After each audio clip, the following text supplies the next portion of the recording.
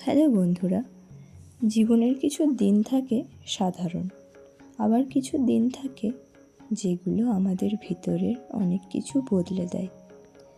৭ই মার্চ একটি এমন দিন যেটি অনেক অক্ষরের মানুষের জীবনে ছোট কিন্তু গুরুত্বপূর্ণ পরিবর্তনের ইঙ্গিত দিতে পারে। আপনার নামের প্রথম লেটার কি এস দিয়ে শুরু? তাহলে এই ভিডিওটি আপনার জন্যই। এই ভিডিওটিতে আমরা জানব ৭ই মার্চ দিনটি এস অক্ষরের মানুষদের মন, কাজ, সম্পর্ক, অর্থ, স্বাস্থ্য এবং ভবিষ্যতের উপর কী প্রভাব ফেলতে পারে। ৭ই মার্চ এস অক্ষরের মানুষদের জন্য একটি চিন্তার এবং উপলব্ধির দিন। এই দিন আপনি হয়তো নিজের জীবনের কিছু বিষয় নতুন করে ভাবতে শুরু করবেন। কিছু প্রশ্ন আপনার মনে আসতে পারে। আমি কি সত্যিই ঠিক পথে আছি? আমার পরিশ্রম কি একদিন ফল দেবে? এই প্রশ্নগুলো আপনার মনের মধ্যে বারে বারে আসবে। তবে মনে রাখবেন, এই প্রশ্নগুলো দুর্বলতা নয়, বরং এগুলোই প্রমাণ করবে আপনি নিজের জীবনকে গুরুত্ব দেন। এই দিনটি আপনার নিজের ভেতরের শক্তি খুঁজে পেতে সাহায্য করবে। এই অক্ষরের মানুষ সাধারণত গভীর চিন্তাশীল হন। আপনি এমন একজন মানুষ যিনি বাইরে থেকে হাসি খুশি থাকেন, কিন্তু নিজের কষ্ট খুব কম মানুষকেই জানান। এই দিন আপনার মন একটু শান্ত থাকতে চাইবে। ভিড়, ঝগড়া বা অপ্রয়োজনীয় কথাবার্তা এড়িয়ে চলতে ইচ্ছা হতে পারে। হয়তো আপনি কিছু সময় একা থাকতে চাইবেন, এবং সেটাই আপনার জন্য ভালো, কারণ কখনো কখনো একা থাকলেই আমরা নিজেদের সবচেয়ে ভালোভাবে বুঝতে পারি। ৭ই মার্চ কাজের ক্ষেত্রে ধৈর্যের পরীক্ষা হতে পারে। আপনি হয়তো অনেক দিন ধরে পরিশ্রম করছেন, কিন্তু তার ফল এখনো পুরোপুরি পাননি। এই দিন কেউ হয়তো আপনার কাজ নিয়ে মন্তব্য করতে পারে, কিন্তু মনে রাখবেন, সব মন্তব্যই খারাপ নয়। অনেক সময় কিন্তু অনেক সমালোচনাও আমাদের উন্নতির পথ দেখায়।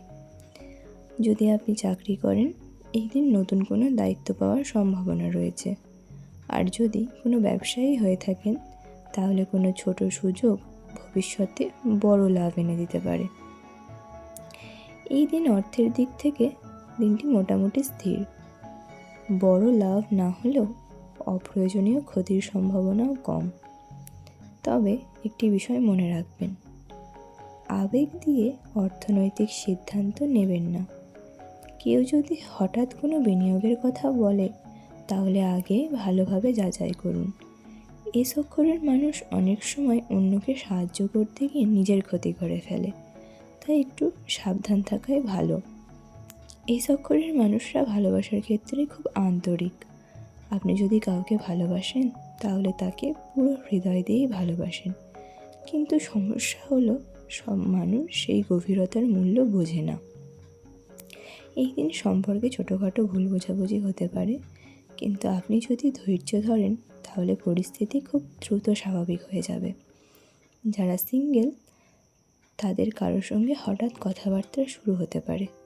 হয়তো এখনই বড় কিছু হবে না, কিন্তু ভবিষ্যতে এই পরিচয় গুরুত্বপূর্ণ হয়ে উঠতে পারে। প্রিয় দর্শক বন্ধু, এই দিন আপনার পরিবারে কিছু দায়িত্ব বাড়তে পারে। হয়তো বাড়ির কোনো বিষয়ে আপনার মতামত দরকার হবে। আপনার সিদ্ধান্ত অন্যদের প্রভাবিত করতে পারে। এই অক্ষরের মানুষ পরিবারে সাধারণত ভরসার জায়গা হয়ে ওঠেন, আর এই দিন সেই ভরসা বজায় রাখার দিন। সন্ধ্যার সময় নিজের পরিবারের সঙ্গে একটি অন্তরঙ্গ সময় কাটালে মন আপনার অনেক হালকা হবে। আপনার নাম যদি এস লেটার দিয়ে শুরু হয়, আপনার স্বাস্থ্য মোটামুটি এই দিন ভালো থাকবে আশা করা যায়। তবে অতিরিক্ত চিন্তা করলে মাথা ব্যথা বা ক্লান্তি হতে পারে।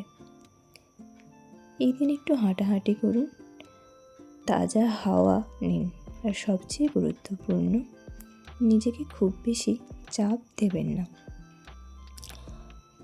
আমার প্রিয় দর্শক বন্ধু, 7ই মার্চ এমন একটি দিন, যেদিন হঠাৎ কোনো পুরনো সুযোগ আবার সামনে আসতে পারে। হয়তো আপনি আগে কোনো কাজ করতে চেয়েছিলেন, কিন্তু কোনো কারণবশত থেমে গিয়েছিলেন।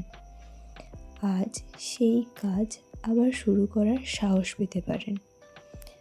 ভাগ্য সবসময় বড় শব্দে কথা বলে না। অনেক সময় ভাগ্য ছোট ছোট ইঙ্গিতের মধ্যেই বুঝিয়ে দেয় যে বড় ভবিষ্যৎ লুকিয়ে আছে। শুধু আপনাকে একটু মনোবল নিয়ে, আপনাকে একটু সাহস নিয়ে এগিয়ে যেতে হবে। প্রিয় দর্শক বন্ধু, এই অক্ষরের মানুষরা সাধারণত খুব শক্ত মনের, পরিশ্রমী এবং হৃদয় থেকে ভালো মানুষ। আপনি হয়তো জীবনে অনেক বাধা দেখেছেন। কখনো কখনো আপনার হয়তো মনে হয়েছে, কেন শুধু আমাকেই এত লড়াই করতে হয়? কিন্তু মনে রাখবেন, সবচেয়ে শক্ত মানুষদেরই জীবনে বড় পরীক্ষা আসে। আপনি একা নন। আমরা প্রত্যেকেই নিজের নিজের জীবন যুদ্ধে আমরা লড়াই করছি। আমাদের সকলকেই লড়াই করে যেতে হবে। জীবনটাই তো লড়াইয়ের, তাই না? আজ 7ই মার্চ হয়তো খুব বড় কিছু ঘটবে না, কিন্তু এটি আপনার জীবনের একটি গুরুত্বপূর্ণ ধাপ হতে পারে। নিজের ওপর বিশ্বাস রাখুন, কারণ আপনার গল্প এখনও শেষ হয়নি। ভিডিওটি ভালো লাগলে অবশ্যই একটি লাইক করবেন, শেয়ার করুন এবং আমার চ্যানেলটিকে সাবস্ক্রাইব করতে ভুলবেন না। ধন্যবাদ।